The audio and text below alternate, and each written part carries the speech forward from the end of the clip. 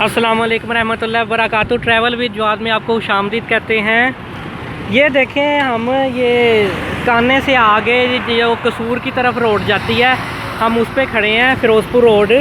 ये छोटा सा ऊँट देखें, कितना प्यारा सा बच्चा है हमारे पास। ये देखें, इस ऊँटनी का बच्चा है ये, ठीक है। तो बस चलते चलते आपको ये गिराया था, वो देखें, वो अपनी अम्मी का मतलब दूध वगैरह पी रहा है। छोटा सा बच्चा है।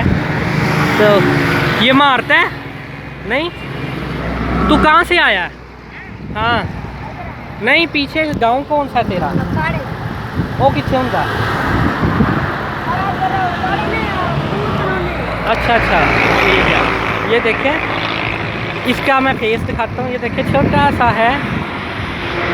ये देखें जी, मुझे तो बड़ा प्यारा लगा था।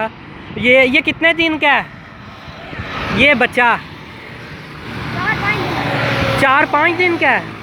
ये देखें जी, 5 दिन का बच्चा है इसका। तो जनाब मैं आपको दिखा रहा हूँ। ये देखें, छोटा सा है, अभी 5 दिन का है। चलें जी, ठीक है, चलें जी, आपको बस यही दिखाना था। छोटा सा प्यारा सा बच्चा का, वो देखें जा रहा है। चलें जी, मेरे चैनल को इसी तरह सब्सक्राइब कर दिया करें, ठीक है।